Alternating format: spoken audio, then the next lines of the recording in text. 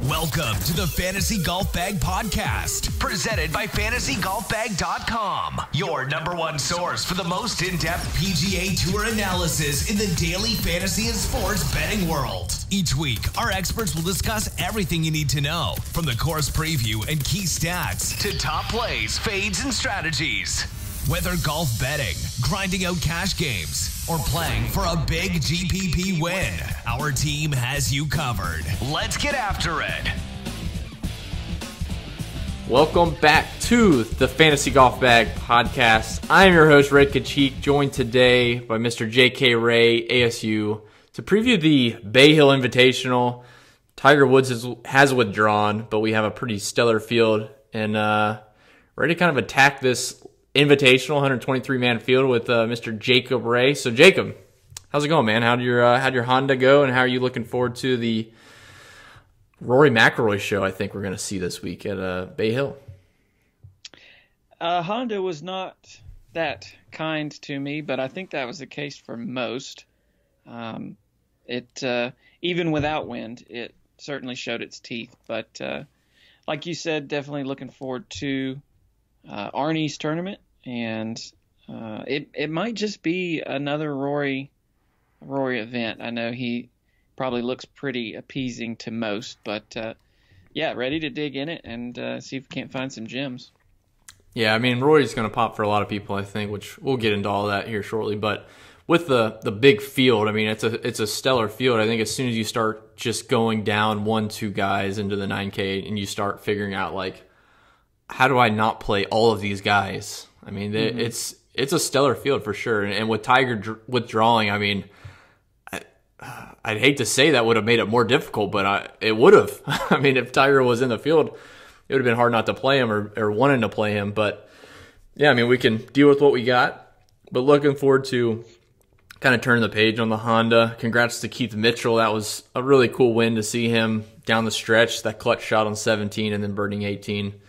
I had a bad draw with Mr. Adam Scott, and then Mr. Graham McDowell didn't do me any favors MDFing on Saturday. So looking forward to kind of jumping back into the Arnold Palmer. I'm actually going to the event on Saturday, so if anyone's in the area, give me a shout. I'll be there touring around trying to find some people. I like to hang on the range for a while. That's usually I've been to the course enough, but I love watching guys kind of warm up or finish the round late and just see what they're working on. It's just kind of cool. Like if you haven't been to a PGA Tour event and you watch these guys on the range, you'd be astonished. Like, how can they not shoot 60?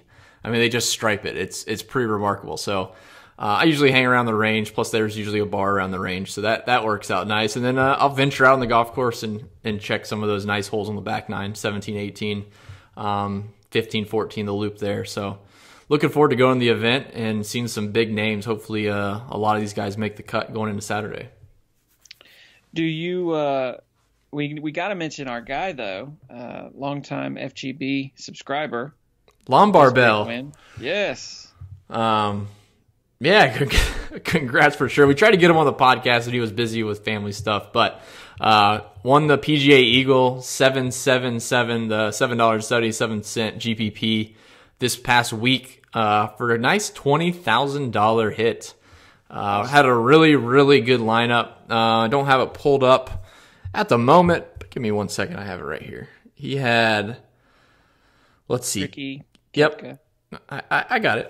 All right. Yeah, Lucas Glover, Billy Horschel, JT Poston, Brooks Koepka, Ricky Fowler, and Keith Mitchell. So really, really solid lineup. Finished with 523 points for a nice $20,000 payout. So not bad going into this week, then the Players, going into the Masters here shortly, U.S. Open. So it's nice to have a little bump in the bankroll going into these events. Oh yeah. So big time congrats to you, man, Zachary. So looking forward to kind of roll that momentum for FGB into the Bay Hill Invitational. So if you don't have anything left on the Honda, we can kind of jump into Bay Hill. Yeah, I'm all ears. Let me hear what you got for it. All right, before we get into that, though, let's just kind of hit some ground rule thoughts about some announcements going forward. Yeah, it probably wasn't the best explanation, but We'll work with it. Okay. So, big announcements coming out next week for the Players Championship. So stay tuned to the Fantasy Golf Bag Twitter account. Stay tuned to this podcast next week as we're going to announce a very small replacement to Mr. Jacob on the podcast, and he's not going away, but we got a fun announcement coming for next week. So stay tuned. Jacob, this will be, I mean, I'm sure you'll be back on several podcasts in the future, but as far as like a regular co-host for the actual podcast, this will be your last shindig. Yeah, this is my swan song. I mean, we'll still get to see your pretty face on the live stream every Wednesday, but oh yeah, I wouldn't miss that. Yeah, definitely can't let you miss that. I mean, we got to spin the wheel and give some giveaways out, but yeah, man, definitely appreciate all the hard work from this last year of co-hosting this thing. I know I'm not easy to work with, going on all these tangents, talking about proximity and stuff. But yeah, man, we're looking forward to this next announcement next week, and I'm sure people will be very very excited for what's going down. But yeah, definitely thankful for all your help, and looking forward to things to come for fantasygolfbag.com. Oh yeah, no problem. I think this announcement is going to blow people's minds, and truly it is a progression for the Fantasy Golf Bag. I think that, it's just going to push us further in the community, and really, really excited about it. So, yeah, just with the people you work with as well. It's so cool getting more minds together, like helping out the community, obviously, in chat and stuff like that. I mean, it's definitely a lot of work, but adding some fresh minds in there, we get some fresh takes. It's gonna be very good for the future, for the rest of 2019 and beyond. Oh yeah. So definitely want to give you a shout out, man. So stay tuned, everybody, for the announcement. Probably Sunday. Maybe we hold it till Monday if this Bay Hill event gets pretty crazy late on Sunday. But yeah, I'm excited for what's in store, and of course, later this week, we'll be back. So Jacob will be back on the live stream Wednesday night, 9 p.m. Eastern, twitch.tv/redkachik. And you can find our last-minute thoughts on ownership, weather, stuff like that for the Bay Hill Invitational. So we'll go ahead and dive into the golf course, or I should say the Arnold Palmer Invitational. It's technically not the Bay Hill Invitational. Can't get that out of my head. But all right, let's transition, guys, into the Arnold Palmer Invitational, little course breakdown. So this field is going to be consisting of 123 guys. The late withdrawal today was Tiger Woods. Certainly disappointing for a lot of people, especially in the Orlando area. I know I've already heard from some people like, what's the point of even going to this event now if Tiger's not playing? But I mean, it's still a ton of fun. Bay Hill is a tremendous layout. Like the way they set it up for spectators, it's one of the easiest courses to navigate. Mm-hmm. So highly encourage you to still attend. There's plenty of very good names out there. And yeah, I mean, it's a stacked field. You can just look at the pricing and tell that. But looking at the Bay Hill Club and Lodge, where this course is held in Orlando, Florida, the greens are going to be grassed with Tiffigo Bermuda. It's a par 72, 7,419 yards. It's a pretty much of a beast for a golf course. The course difficulty ranked 15th on tour last year at 72.02. Surprisingly, the birdie average was kind of right in the middle. There's some reachable par fives. The par threes are pretty tough, but which we'll probably get into in the key stats here shortly. I think a lot of people are talking about the same stats, and we'll kind of discuss why or why not you should be using those. But yeah, course difficulty 15th on tour, but birdie or better average was actually around mid, the mid tier, so 24th most difficult on tour. Green regulation was very, very low. It was 17th most difficult on tour at 64%. So 64% of the greens were being hit on average last year. And I think, so just kind of shifting into a discussion topic a little bit, the off the tee numbers, where you see a golf course that plays 7,400 yards, you immediately think, wow, I need a guy that's going to bomb it. And, mostly that's true. Like, you don't want a short hitter by any means. I don't think in golf you should ever target a short hitter.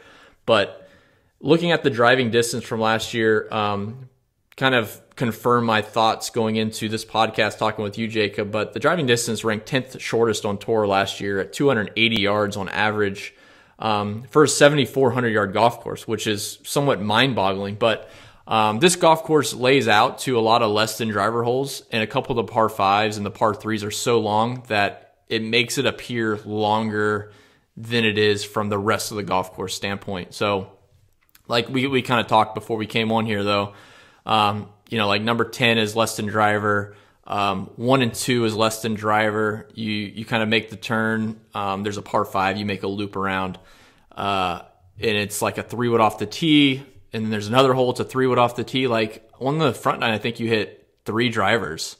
So I think that leads to the driving distance being so short. So like I said, you should definitely be targeting longer hitters, but the driving distance average is going to be short because the guys can't hit driver on those holes. So just keep that in mind when you're trying to figure out, maybe 1v1s or something like that between players. Going down the list, there's really not a lot to say as far as like the putting on the Bermuda. It's one of the more difficult 3-putt avoidance courses on tour. It's very big and undulating greens for the most part. So if you do want to look at Bermuda splits, I definitely don't argue with that. And then I would probably lean a little bit towards 3-putt avoidance just from a lag putting standpoint. Guys will have, long eagle putts on some of these par 5s. They'll probably have long putts for birdie on these par 3s, to be honest. I mean, there's some, like 17's a huge green. So just keep that in mind for putting. So really targeting ball strikers again, just like most weeks, but guys that are hitting it a lot of greens in regulation. Strokes gained off the tee has been a big stat the last couple of weeks. I think that continues this week, especially looking at the leaderboard from previous years. Don't want to harp on Rory McIlroy too much because I'm sure everyone will in the industry, but I mean, you look at those results from him and his strength in his game is off the tee. You got to lean that way a little bit. So kind of looking at ball striking from a green and regulation, off the tee, strokes gained approach standpoint, and then mixing in a little bit of birdie or better and 3-putt avoidance to kind of round out my player pool. So what are you kind of looking at, Jacob? I don't know if I cut you off on anything you were going to bring up, but what's your thoughts kind of looking at this golf course? Did you mention approach? I didn't. I figured you would bring it up and we can talk about it. Okay. What's your thoughts on it? I like the approach stat, and I know when we sort of started in this course description that it would come up eventually, but there is going to be a tendency to lean towards proximity. I know it's your favorite stat. Oh, yeah. And especially proximity 200 plus yards. And I think that you should put more emphasis on approach as a whole than trying to narrow it down to proximity, because just as we were talking earlier, each of the par 3s is over 200 yards. I just think it's going to be a skewed stat. For sure. Yeah, if anything, if you have the ability to look at par 3 approach shots over, like par 3 tee shots or approach shots, however it's termed, or wherever you're pulling your stats, par 3 approach is over 200 yards, because the reason why that's somewhat useful is because they're teeing off from within 3 yards of each other. They're teeing off to the same pin location, so they all have the same angle.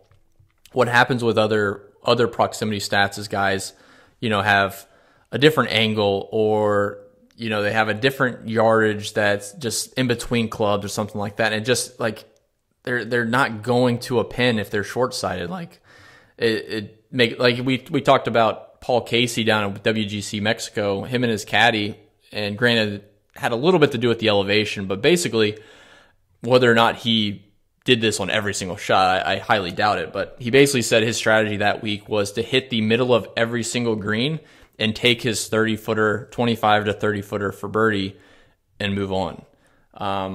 So like right there, if you were to say, okay, well, I'm going to look at proximity from whatever, 175 to 200 and 200 plus, and Paul Casey's really bad, it's probably not a good thing to look at. And Justin Rose is very good with his course management. He'd be another one that I would be hesitant to look at. So for the sake of using the stat, I did pull up some numbers before we came on the air, looking at guys that are leading approach shots from over 200 yards. This does not include just par threes. It's anything. And you'll see guys like Tiger Woods, Rafa Cabrera-Bello, Tommy Fleetwood, Nate Lashley, Phil Mickelson, all inside the top 10.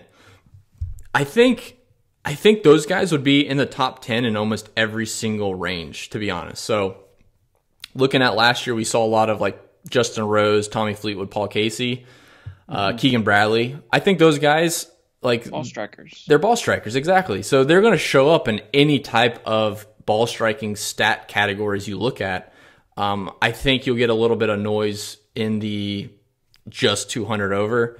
So I would just be cautious of that. It's going to be, I think, highly discussed this week, but I would highly encourage you to keep it very minimal, or at least just use it as a glance. Like, hey, I'm just curious. I'm between these two guys, and maybe use it as a tiebreaker if you wanted to. But yeah, I'm not going to be using any 200 plus for anything I use this week.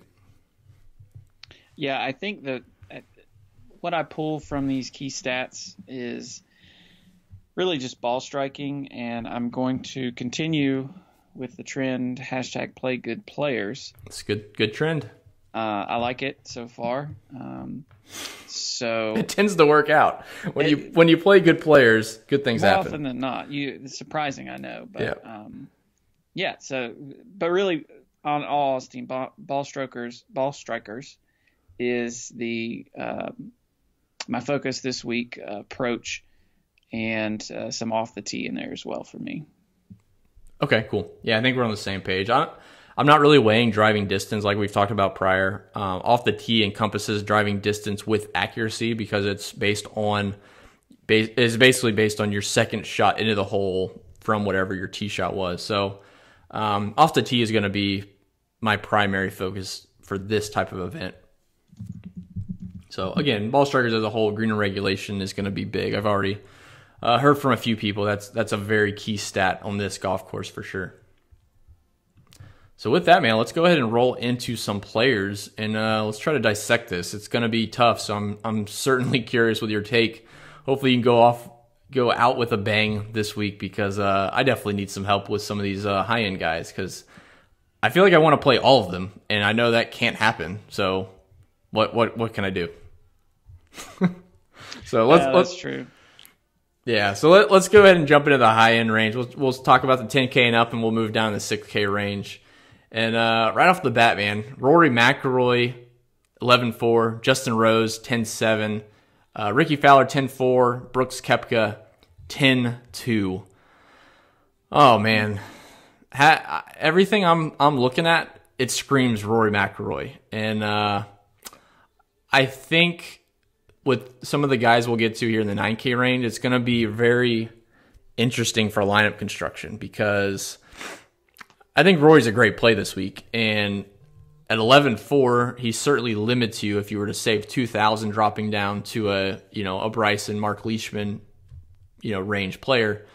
So I'm going to lean Justin Rose actually at 10-7. I do like Rory a ton, but man, I think on this golf course, Justin Rose is the premier player to play these less than driver holes well, play the long holes well, long par threes, par fives. He's doing it all. He's playing really well. I like JR. I was going to say JT. I don't know why I was going to say that, but we'll say Justin Rose. I like Justin Rose a ton, man, and he leads the tour in DraftKings points this year. So that's where I'll lean if I have to go in the 10K range. Justin Rose over any of the other guys. And honestly, if ownership starts leaning Rose over McIlroy on Wednesday night during the live stream, I'll probably switch to McIlroy and take the extra $700, find savings somewhere, and play McIlroy. But those are the two that I'm primarily focusing on here this week. Okay. I also like Rory, like we have already stated. I think pretty much everybody is going to say something positive about Rory, so no surprise there. I was actually surprised, though, that he was 11-4. I thought that he would be a little closer to 12, if not eclipse that 12 mark, just because of being former winner. His course history here is pretty ridiculous, and his form coming in is 4 straight top 5s or better. Yeah, I think just with the it's not really a limited field, but like 123 guys, invitational, so it's a high strength of field number that we're going to see this week. I think they can't put a 12K guy in here. It'll be the same as like Masters pricing. Yeah. It just lineups won't work. He would be 0.2% owned. Let's see. Rose, I like Rose also, but I tell you who I really like. You made a stand on Rose, it sounds like. Yeah. I think I'm most interested in Fowler in this range. For him, last 3 of... Yeah, go ahead. I don't want to jump the gun. I heard some No. snickering. Go ahead. Snickering. Go ahead. I'll let you know. Last 3 events, win 36th, and he tried to win last week. Keith Mitchell wasn't having any of that, which is fine. But and then his course history: 14th last year, 12th the year before. Looks like he took a year off, and then a 29th. He's shown upside here. He had a 3rd back in 2013. What more are we looking for at that price range? No, not much. To course history and recent form. Not much. Ricky's a phenomenal player. It's hard, especially in cash, to ever count out Ricky. My only counter to that would be in this field, I would lean to save and go down to a Bryson or even a Leishman, just off of. I think those guys are somewhat equivalents, and they're at a bigger savings. So I just don't see. Say he's 10-4 and Bryson's 9-7. Mm-hmm. 1v1 Ricky versus Bryson, it's very, very tough. I think it'd be very tough to take one over the other and be confident about it, especially on this tournament. So I would probably just take the savings down to one of those guys down there. That'd be my only counter. It would be I would feel like I'm leaving some money on the table if I took Ricky over one of those guys in the top 9K range. The Rose is in a different category and Rory's in a different category more or less. So that's why I would lean them in the 10K range. And Brooks's course history just looks bad, which is why I'm not playing him. And this honestly should be a good golf course for him. So I'm not sure why he hasn't played as much as he probably has been invited or played as well as he should have. But yeah, I just see a Ricky Fowler 10-4 and think, what could I get for cheaper? And I see, Tommy Fleetwood down there. Arguably, Ricky's a better player than Tommy Fleetwood right now, but like Leishman's had really good success here. Bryson has had success here, so that's my only counter. Okay, noted. All right, man. Let's keep it moving. We'll hop down into the 9K range, and it's not really a chore down here either, or it's not really. Whatever something easy is. Yeah. The opposite of a chore. Yeah, the opposite of a chore. It's not really the opposite of a chore down here either. So where are you looking down here in the 9K range? I pretty much love everybody in this 9K range. It's brutal. It's brutal. It's going to be very difficult narrowing it down.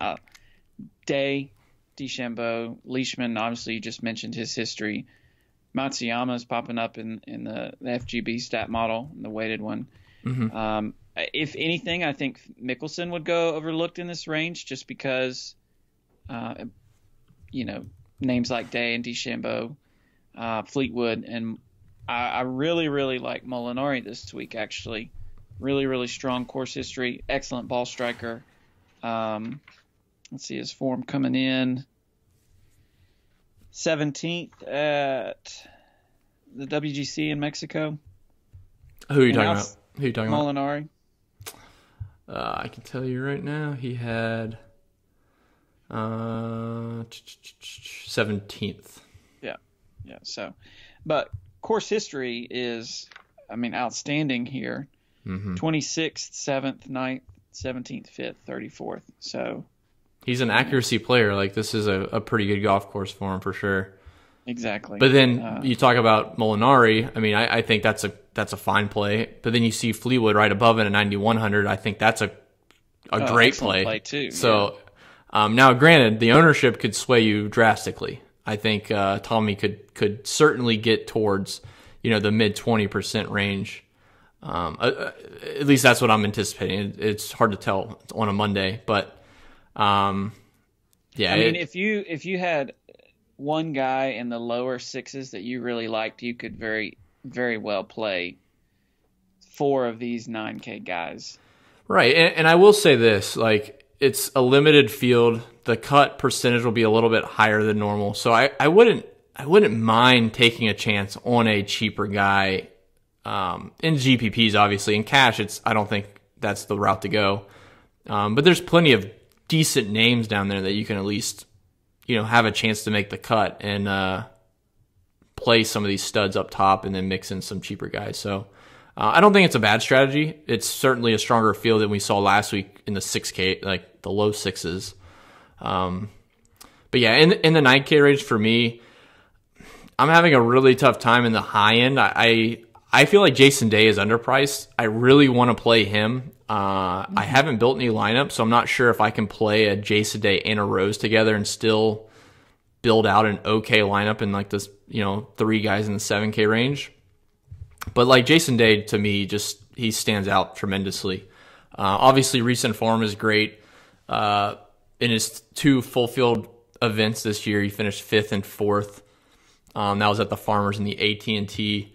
And then at the Arnold Palmer, in his last 3 years, he's gone 1st, 23rd, and 22nd. And he just seems like this is a good golf course for him. It's obvious in his recent results here. But you can do a Rose Day lineup and not be displeased with it at all. Really? Yes. Did you just run one? Yeah. Yeah. It doesn't look bad? No, I mean, it's actually not bad at all. You probably should enter it before you forget, to be honest. Just saying. Just throw it in something. But yeah, I really like him. Bryson, I'm leaning towards actually starting lineups with. 9,700 is another one down there.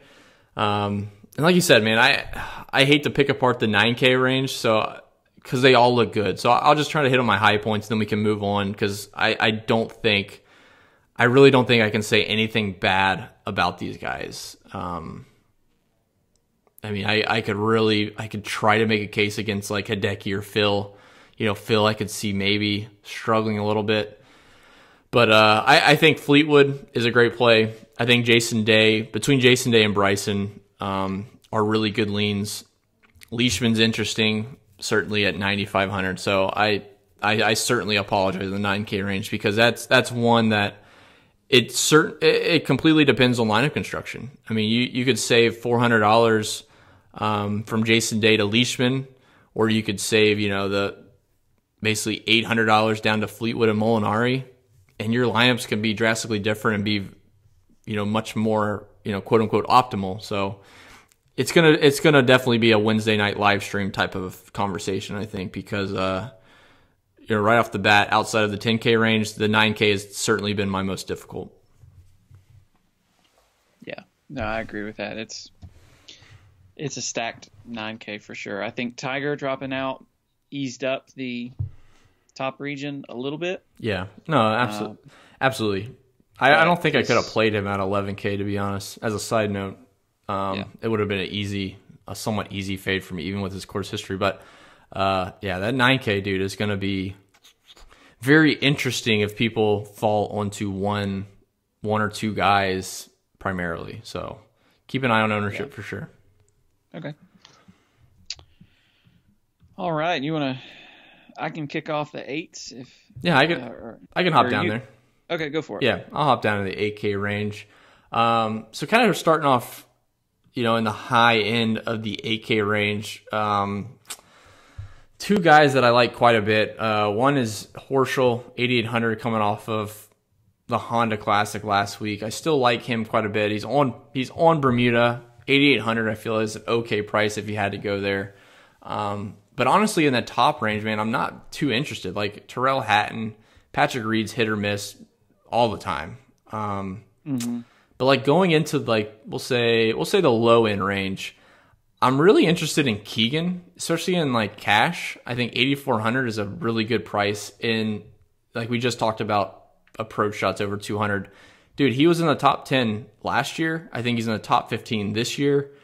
Granted, I am not going to be using that as a very important factor in any of my decision making, but just from a ball striking standpoint, Keegan should be the most reliable in that mid range of guys. Looking down below him, Stinson seems like a very, very good GVP play. Crazy at 8,100.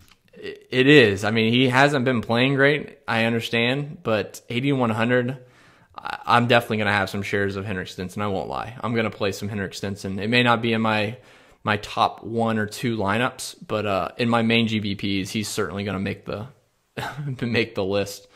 The one that's intriguing to me, and I haven't decided yet, and you might be mentioning him, is Mr. Charles Howell III.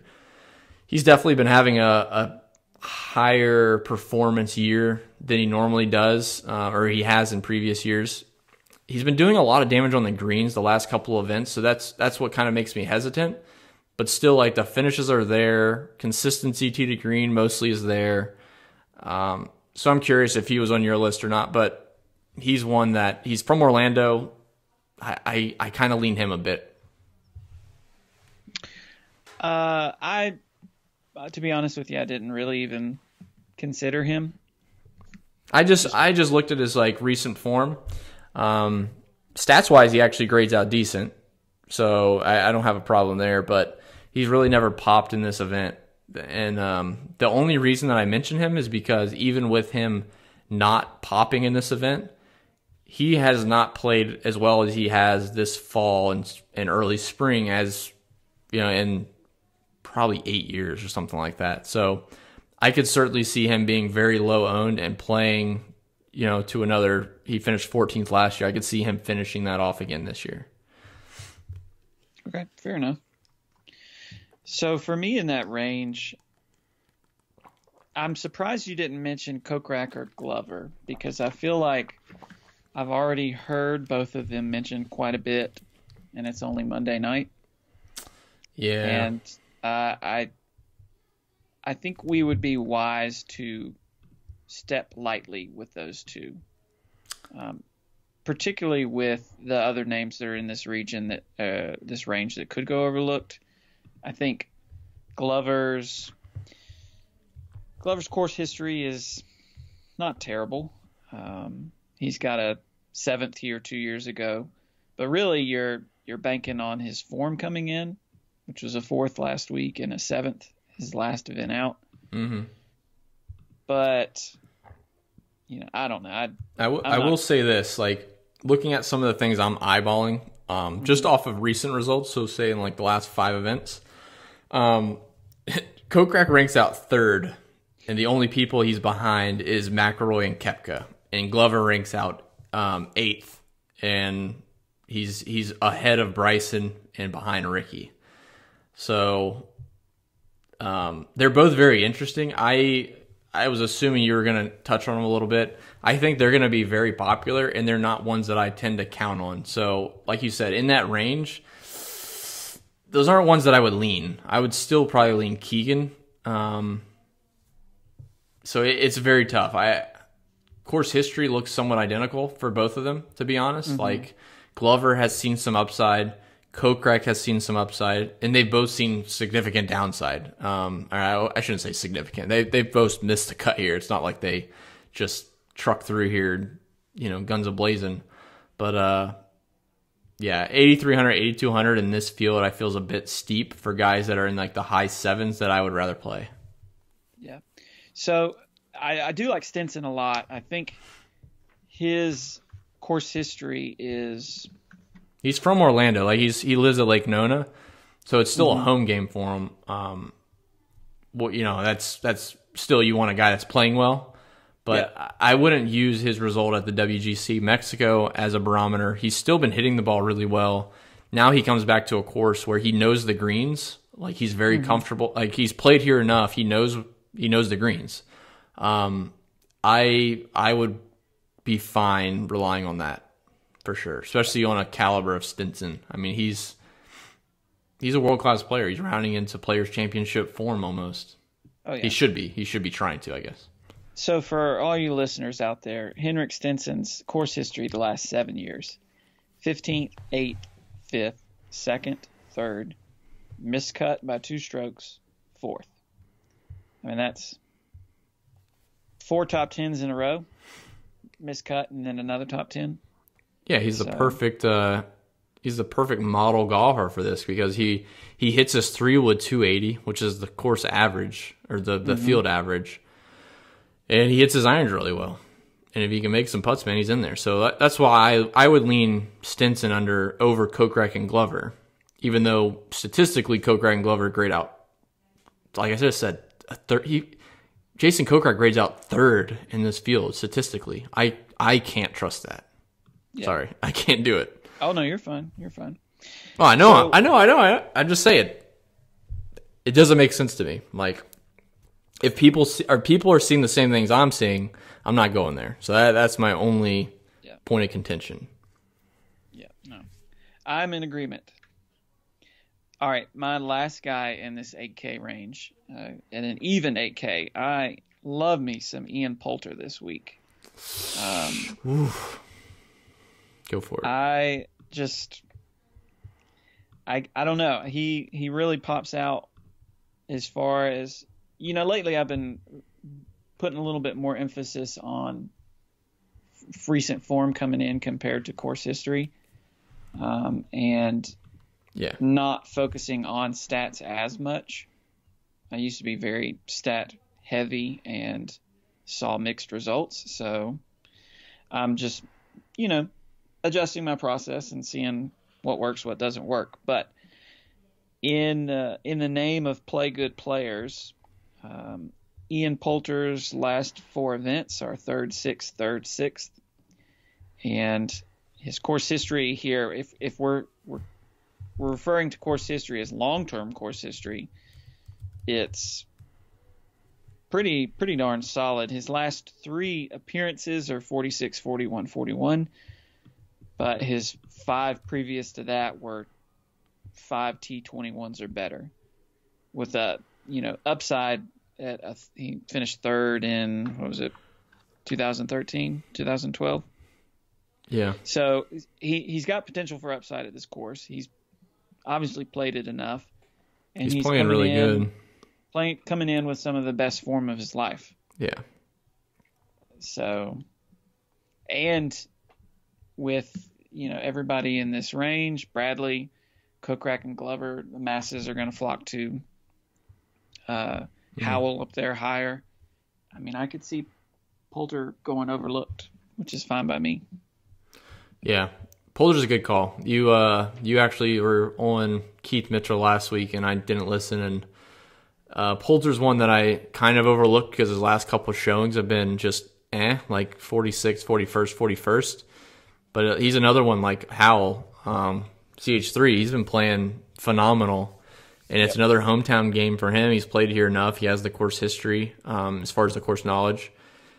Yeah, he's another one I would probably play over Kokrak and Glover. So it's not a hard call for me in that range either. So that's good there. Bubba's interesting at 8K. I don't think I'm going to end up playing him, but he finished 2nd here, I think, in like 2012 or 4th in 2012, something like that. Mm-hmm. And his last couple showings, he lost strokes putting on the Bermuda.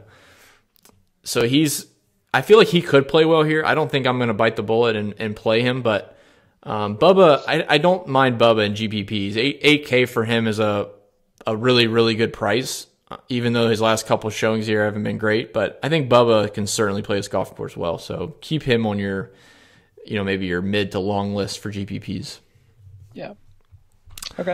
All right, let's hop down to the 7K range, and I'll have you lead off here. And kind of hit me with the upper 7s or the full 7s if you want to jump down. It's a pretty good spread out grouping. Yeah, we'll just start with the uppers down to say about 7.5. That's all right. Yeah, that's fine. So This might be Luke List chalk week just because of his past two performances here, 17th and 7th. Mm-hmm. He missed the cut last week, this past week at the Honda, so I don't know. And people were on him probably. I mean, he had good history there too. Yeah, that's true. He lost a bunch of strokes putting. Surprise. That's surprising, isn't it? What, last week? As a joke. Oh. Luke List losing strokes putting. No, I mean that's normal, but I'm just saying like he's still played decent. He missed the cut by 4 strokes though. Anyways, all that to say, I don't think the missed cut will deter people the from Luke playing. List truthers. Yeah. 15th, the event before that. Certainly the course history truthers are gonna slot him in at 7,900 and not look back. But I probably will dig into him a little bit more. The combination of his form and course history is intriguing to me, and I might use sort of some ancillary stats to narrow that down a little bit. But a couple other guys in this this area that I like. I like Siwoo Kim. He's actually got some really solid current form coming in with a 3rd and 4th as his last 2 outings, I believe. Yep. And then further down there, I've got some interest. This range for me just gets a little jumbled. Ben on there at 7,500, Rafa Cabrera-Bello at 7,500. I will not be running it back with Mr. Keith Mitchell. I think, good first man. victory, that just might be a little taxing on him. I have a relative or a very closely related person to Keith Mitchell I want to play, but we'll get to that in a minute. Okay. All right. So yeah, hopping into the upper the 7Ks for me. Really the only guy in the high range that I'm interested in is Zach Johnson. I know he had a little bit of a debacle last week off the Honda. Played well the first day and just didn't keep it going. But he's shown upside here. He's got 2 top 10 finishes in the last 4 years. 7,700 for a guy that has been a good Bermuda putter, and he showed good form last week. Yeah, I do like Zach Johns at 7,700. This is a good golf course for him. Below that, like you just kind of touched on Ben On and Rafa Cabrera-Bello, I am going to play both of those, certainly. Ben On, he's got to turn around at some point, but like last week, he gained 5 strokes on approach and lost 5.5 strokes putting. I would hope the putting would at least level out to some degree and the ball striking stays relatively the same or close. I like Ben On this week. I think he's a very good value. So, like you said, Keith Mitchell, not going back to the well there. But yeah, in the high end, it's kind of sporadic. I do like some names up there, but it's not something I'm really going to bank on. So ZJ, Ben On, and Rafa Cabrera-Bello in like the mid to high 7K range for me. Okay, cool. So going down to the low K, hit me with who you're kind of eyeballing. Let me hear your take on Mr. Course History himself, Matt Every. Not doing it. No? He's got Coming in with a 16th and a 14th. I get that, but I'm not playing Matt Every. So there's 2 sides to course history. Just because the guy's won it a few times, back to back. Okay, back to back. I'm not going to play a guy, quote unquote, with good course history if he's not a hashtag good player. I'm just playing devil's advocate, man. All I'm saying, 7,400. The guy has 2 wins. He's got 2 missed cuts in the same time period the last 5 years. I'm not going to be playing Matt Every at 7,400. Now, I think his odds are like 125 to 1. So if you want to go bet that, then by all means, go hit that. Go hit it for a top 5 or a top 10, whatever you want to do. But in DFS, no, man, I'm not playing Matt Every. You have Rafa Cabrera-Bello right above him, who could potentially win a British Open this year. Charles Schwartzel's playing decent. I'm not going to play Charles Schwartzel, but I mean, you got guys around him. I'm not going to waste my time with Matt Every with his 2 wins in 2014 and 2015 here. No thanks. Cool. Now, if he was like 6,400, different story, but not 7,400. So make that clear. Okay. So 7,400, Mr. Haotong Li, I really like at 7,400. Mm-hmm. Played this event last year, made the cut, but didn't finish that well. Finished 54th. Pretty solid form coming in. Again, he's one of the guys that sort of jumps to the top of the FGB model initially. And I can't speak to how popular he will be, but I don't think that will be that much. I don't think so. The people don't see his results and his stats from overseas. So yeah, I'm with you there on Haotong. I think he's got really good really good recent form coming in, and I would not let the 54th place finish last year scare me off of a $7,400 Haotong Li. He's also he's ranked like the top 30 in driving distance over on the European tour too. So driving distance may or may not be a huge advantage this week, but I will definitely take a guy that's not short from overseas like a Haotong Li. So I just realized I skipped somebody in that higher 7K range. I do like Adam Hadwin this week. He's okay. Didn't play the event last year, had a 6th the year before. He's okay. Yeah, he's had a 2nd this year already and another 18th. So he's okay. Not a terrible play at 7,700, but I digress. He's okay. All right. Moving down a little bit further, I know I was talking to you earlier, Drew, but I can't seem to quit Mr. Kevin Kisner. I think this is certainly a GPP play. I think it is a GPP play. Like 500 lineups. Say what? What? What do you say? I didn't say 500 lineups. 500 lineups? Maybe. No, come on. Go for it. If you're playing Kevin Kisner, man. I tried to talk you off of him before you even come on the show. We don't even talk about players, but you were like, man, Kevin Kisner again. And I said, I think you have an issue. I do. And I have to let the public know about it. Well, this is your last opportunity. Let them know that you're Kevin Kisner homer and you don't care about a cut, T2 cut. Go still have an article. Anyways. Well, I'm sure we'll read about Kevin Kisner in the article. No, not this week. All right. But for GPP dart purposes, at that price, yeah. Of course, his form coming in, 26, 28, 26. He finished, missed the cut last year, but had a 2nd the year before. This is not his type of course. You would not associate him with a long course, but he is known for good, accurate iron play, and that might speak to his sort of on-again, off-again play here.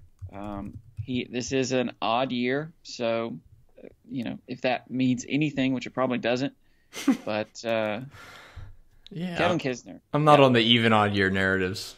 No? No. Didn't Bubba win the Masters on even years? Okay. Great. Anyways. He didn't keep winning on even years. That's true. That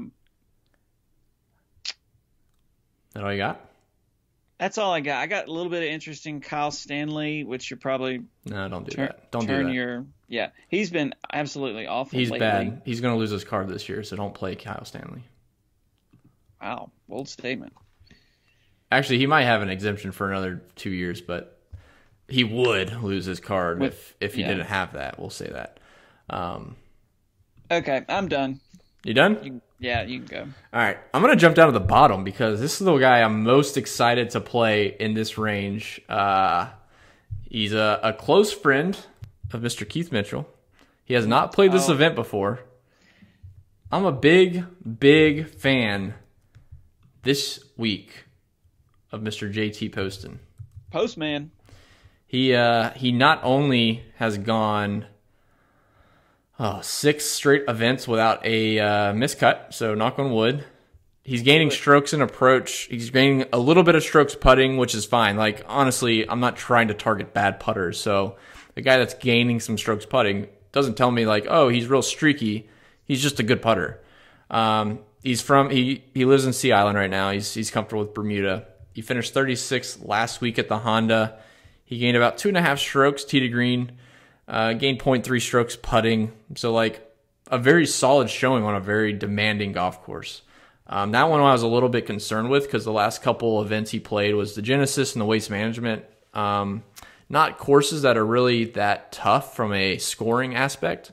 And he played the Honda fine. I mean, I can't remember what he was priced at last week, but 36th place I would have been very happy with had I pivoted to him from Adam Scott, which I was really close to pivoting from Adam Scott to JT Poston.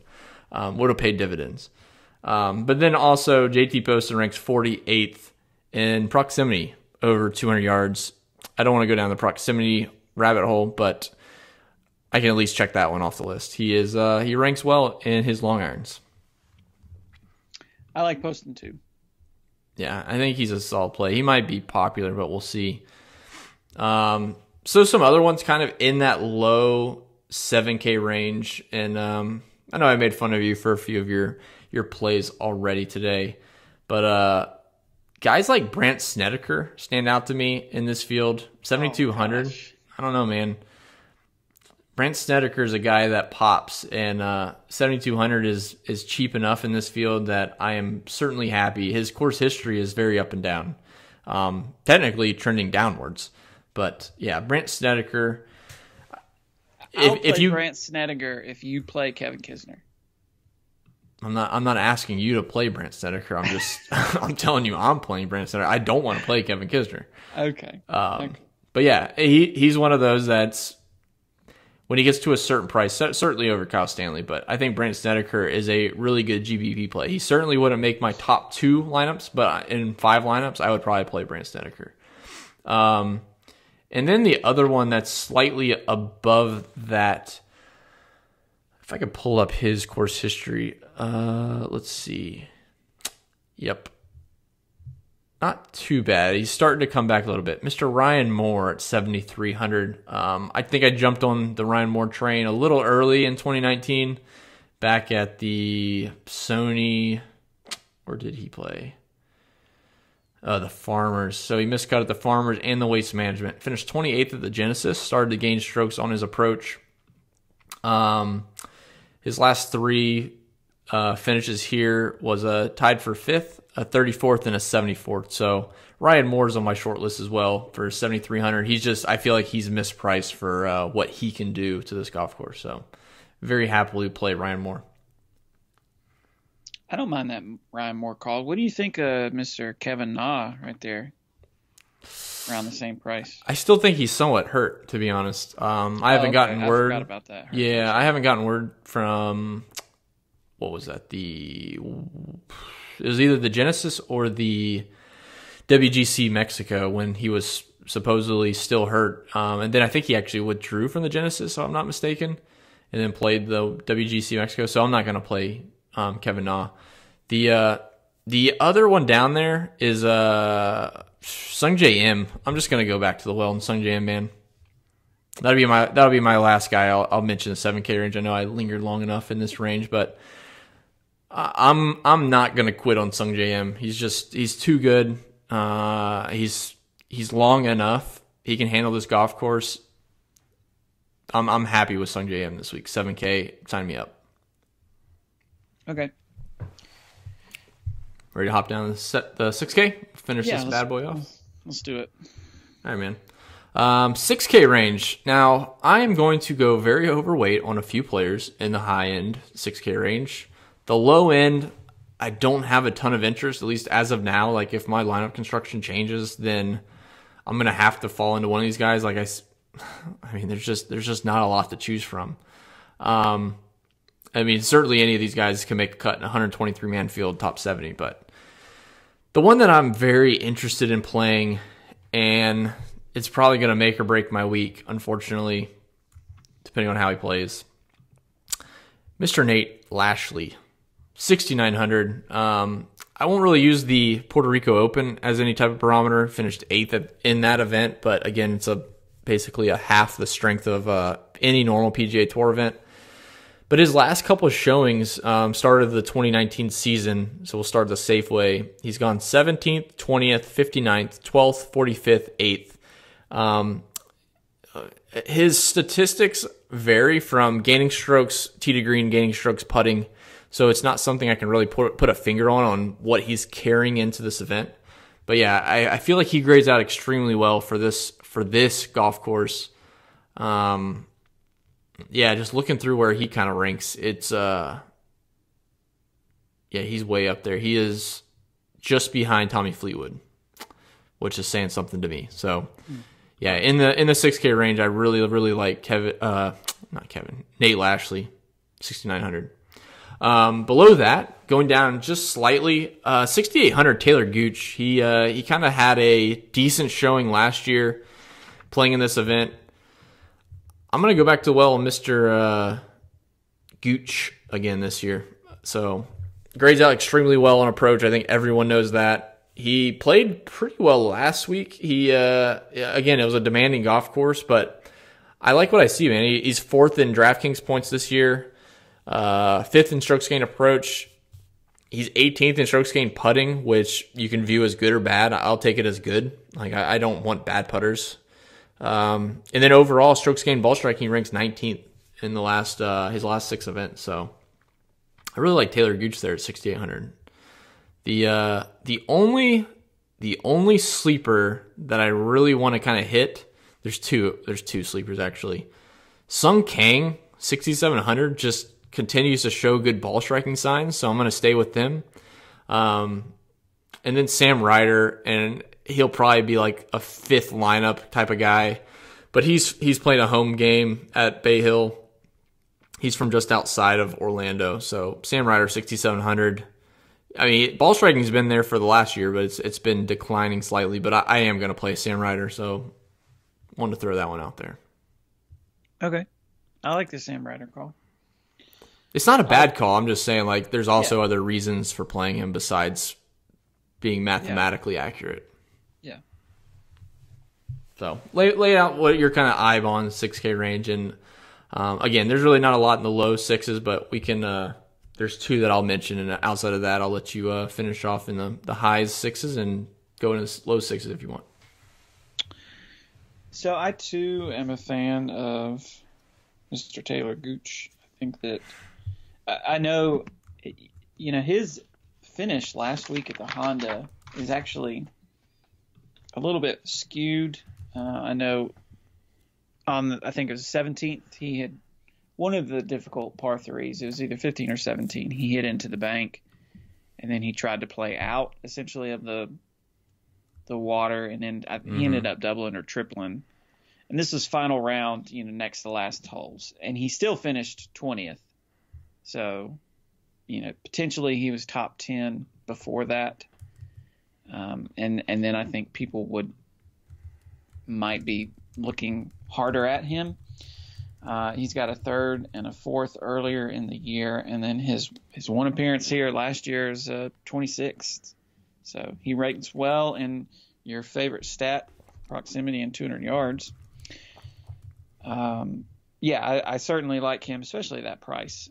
Another guy, this one that you probably won't care for that much, is Mr. Patrick Rogers at 6,900. He's not a he's hit or miss. Yeah, he's really hit or miss. He's not a single entry play by any means.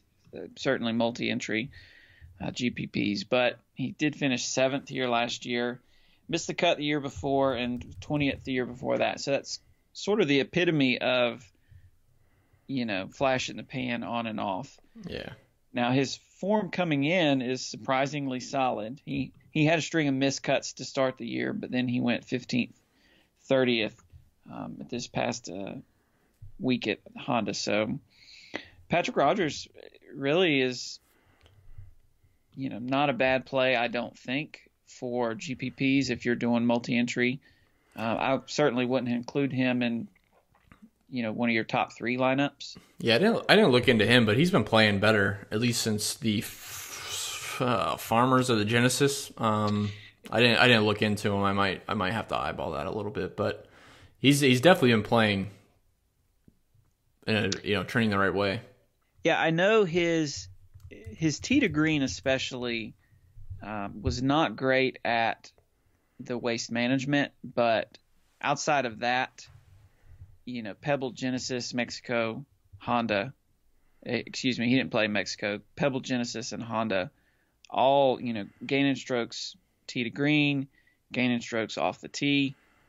The waste management was not a good tournament for him, and it's showing negative strokes gained in each of those major categories, and so that might make his numbers look a little worse than they actually are. But he's actually striking the ball pretty well, and he's got some upside at this event. Top 10 upside at 6,900. Give me that any day. Yeah, I'm with you. Looking down a little bit further, I mean, there are a lot of names that you could kind of throw a dart out to, but honestly, there's nobody really that is appeasing to me. I might have a few more plays on Wednesday for the live stream, but I think for right now, Patrick Rogers, Gooch, those were the primary guys. My hope is honestly to not even be in the 6K range, because you can make some pretty nice lineups. I mean, pricing's pretty soft without having to get down there. Yeah. Yeah, there's a couple in the low 6s that I'll just touch on, and I haven't determined my exposures or anything like that, but there's certainly ones that I want to play. He's technically above 6,500. I was going to hit 65 and down, but Danny Lee is definitely worth a look. He's had a little bit of upside, but his recent form statistically has been really good. So 6,600, Danny Lee, I would definitely keep an eye on. Below that, there's 2 that I am going to play. One I'm certainly playing in GPPs, and another one that I'm fighting in my head about just throwing it in there and see what happens. But Bronson Burgoon is basically min price 6,000. I played him last week, and he played really well. He finished 59th and gained 5 strokes on approach, lost some strokes around the green and putting. He's definitely not a solid play, but I really like him at 6K in GPPs in this type of field. I think he can make the cut. And if you can allow, just say Lashley's popular at 6,900, you just save the $900 and you can move a mid 7K guy to a low 8, or a low 8 to a low 9, and now you're playing like Tommy Fleetwood and Molinari. That's a pretty drastic change in your lineup construction. So I really do like Bronson Burgoon. He fits. He should be able to fit some more studs in your lineup. And then, again, in this field, making the cut isn't a very tall ask. This isn't like the U.S. Open or something. So I do like him. The other one that I was going to talk about, I'm not even going to talk about, I'm just going to mention Sam Saunders. I think it's wise just to play him here every year. The last 3 years he's missed the cut, but we've seen. He played here probably 6 or 7 years ago in another event, and I think he finished second. He grew up playing here. He's Arnold Palmer's grandson. 6,500. He knows the greens. He knows the course. I think he's had issues the last few years when his grandfather died with media stuff. But 6,500, I still want to take a dart on Sam Saunders. He showed a little form last week, so. Again, he's one of those that I'm going to throw into a few GBPs because I can just see a little bit of a pop, and I don't want to miss it, especially at Bay Hill. I wouldn't play him at any other event like that.